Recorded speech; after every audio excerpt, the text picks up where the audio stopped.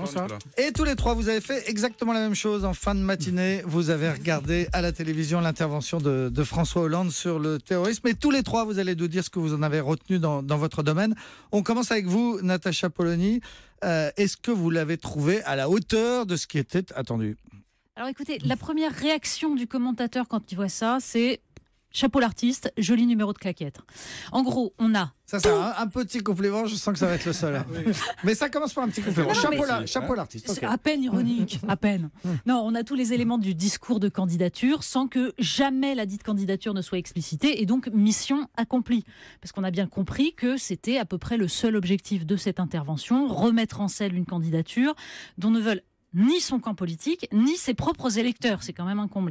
Et on a tous les passages obligés. La défense du bilan, frôlant l'autosatisfaction. Il y a les réformes que j'ai conduites, dont je vous ferai grâce du rappel, ça prendrait la journée. Voyons. Il y a la posture du père de la nation. Je ne laisserai pas l'Europe se disloquer, je ne laisserai pas l'image de la France altérée.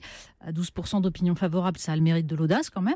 Puis il y a le sage aussi, qui garde son sang-froid, le mot sang-froid répété plusieurs fois, qui refuse les législations d'exception, sauf pour la déchéance de nationalité après le 13 novembre, ou la prolongation précipitée de l'état d'urgence le soir du 14 juillet. Ça aussi, bon. Et puis, surtout, il y a la mise en garde contre ses adversaires qui, eux, vont saccager la belle œuvre. Ou plutôt l'adversaire, évidemment. Le seul, l'unique. Oui, quand vous dites les adversaires, en fait, il n'y en a qu'un et il s'appelle Nicolas Sarkozy. Oui, c'est quand même un des talents de François Hollande. Quel que soit le sujet, il parvient à le réduire à sa mesure. C'est-à-dire un discours sur la démocratie face au terrorisme devient un discours électoral et même ce discours électoral devient un discours de guéguerre contre Nicolas Sarkozy. Alors, on se trouve des adversaires à sa mesure, mais enfin bon, les clins d'œil sur l'affaire Big Malion, la dénonciation de ceux qui pensent que l'élection c'est la primaire, là pour le coup, franchement, on descend du piédestal. Et alors, c'est ce que vous avez retenu, Natacha ? Vous n'avez pas retenu tout ce qu'il a pu dire sur la France, sur la démocratie qui doit rester elle-même face au terrorisme ? Oui, d'accord, mais enfin, c'était quand même une série de poncifs sur donc, la France, pays des droits de l'homme, la laïcité qu'il réduit à la simple application de la loi. Or, justement, c'est là que c'est compliqué.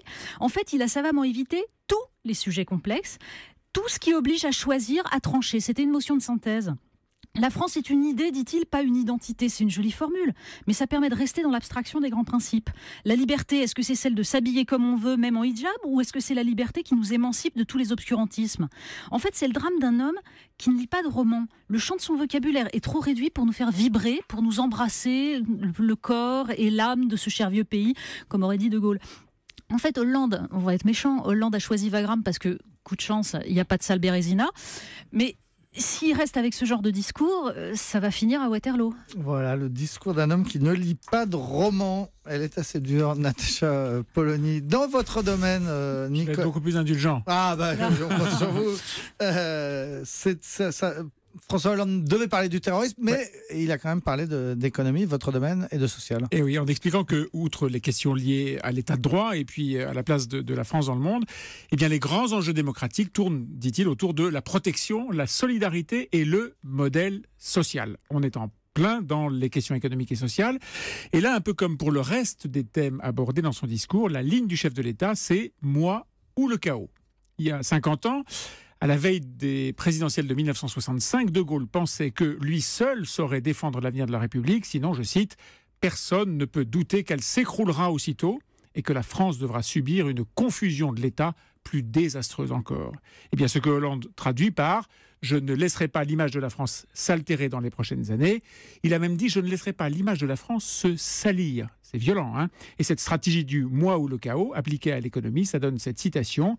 Il y a à droite une espèce de course pour démanteler, assécher et même liquider le modèle social. Donc ça, c'était un petit peu gaullien, mais vous avez trouvé aussi des accents mitterrandistes quand Mitterrand disait en 86, attention, au secours, la droite revient. 88, c'était en 86, en effet, au secours, la droite ou Sarko revient. Exactement, et face à cette éventualité, François Hollande se voit en protecteur. Mais protéger qui ? Les Français ? Ils sont 88% à ne plus vouloir de lui comme président. Protéger quoi ? Le modèle social, mais encore faudrait-il qu'il fonctionne. Je vous rappelle seulement que la croissance sous son quinquennat n'a jamais atteint ni même approché le chiffre de 2011. que la dette n'a cessé de progresser pour tutoyer les 100% de la création de richesse nationale, que les Français n'ont jamais payé tant d'impôts, que le chômage a augmenté de 600 000 personnes, qu'il y a eu plus de grèves, de manifs et de révoltes que pendant les années précédentes, et que les comptes sociaux, que François Hollande a dit ce matin avoir quasiment équilibrés, je cite, seront encore déficitaires cette année de 10 milliards d'euros pour un quasi-équilibre. C'est pas mal. Alors, François Hollande a tout de même parlé de ses réformes. Il a dit, je ne vais pas vous faire la liste complète, ça prendrait la journée. Et il n'avait pas la journée devant lui, il a parlé un peu plus d'1 heure. Il a quand même fait, en accéléré, une liste de réformes. Alors ça donne ça, oui, retraite, pénibilité, complémentaire santé, tiers payant, nouveau droit, garantie jeune, prime d'activité, tout ça énoncé comme une mitraillette.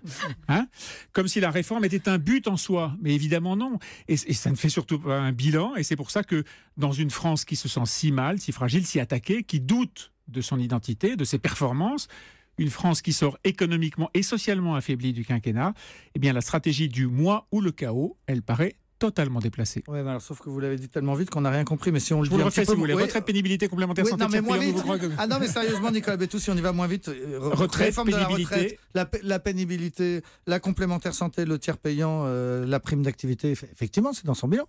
On peut le dire à toute vitesse pour dire qu'il n'y a rien, mais... Non, c'est dans son bilan, mais on ne sait pas ce que ça vaut en réalité. On ne sait pas ce que ça a amélioré comme situation pour tous ces gens-là. Alors, troisième paire d'oreilles qui mais suivait... heureusement que c'était moi qui étais méchante et que Nicolas Bétou allait être un peu plus sympathique. Et alors maintenant, voici peut-être un regard plus indulgent, celui de François Clémenceau, donc qui lui s'est intéressé à l'aspect international de ce discours. Et vous avez entendu, François, un chef d'État qui entend le rester.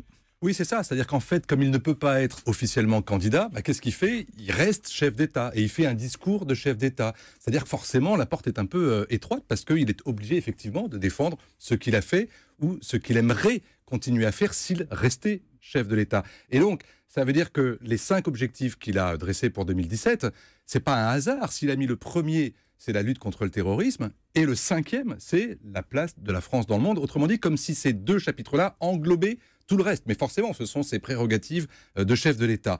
Alors, on voit bien à travers ça, vous avez dit De Gaulle, Mitterrand, il y a un petit côté Churchill. Alors, je sais bien que tout ça est très galvaudé, mais en fait, ce qu'il dit par rapport au terrorisme, il dit quoi ? Il dit pas, on a fait les bonnes réformes, il dit juste, il faut tenir bon. Il faut tenir bon. La solution, elle est dans la résilience et il n'est pas question de céder à la surenchère. Autrement dit, pas de surenchère à gauche contre le tout répressif, pas de surenchère à droite contre la stigmatisation et les lois qui seraient des lois de circonstance. Il visait effectivement Nicolas Sarkozy.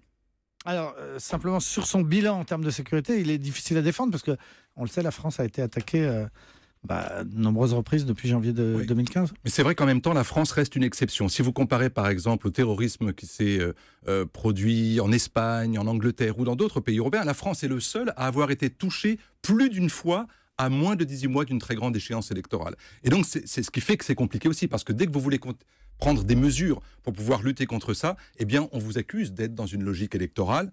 Et ce n'est pas le cas, en l'occurrence, pour François Hollande. Les mesures qu'il a prises étaient nécessaires, elles sont insuffisantes. Mais c'est vrai que la réforme du renseignement, ajouter des centaines de policiers, de gendarmes et de militaires, la sanctuarisation du budget de défense, tout ça était nécessaire. Et il l'a fait, non pas parce qu'il voyait 2017, mais parce qu'il fallait impérativement le faire.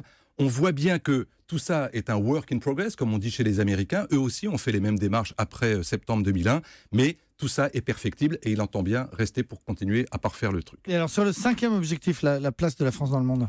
Alors c'est là qu'il va essayer effectivement de marquer un peu de points. Le problème, c'est que les Français, on le sait, ne votent pas en fonction d'un président qui défend sa politique étrangère. Ils votent sur les questions de société, sur les questions économiques et sociales.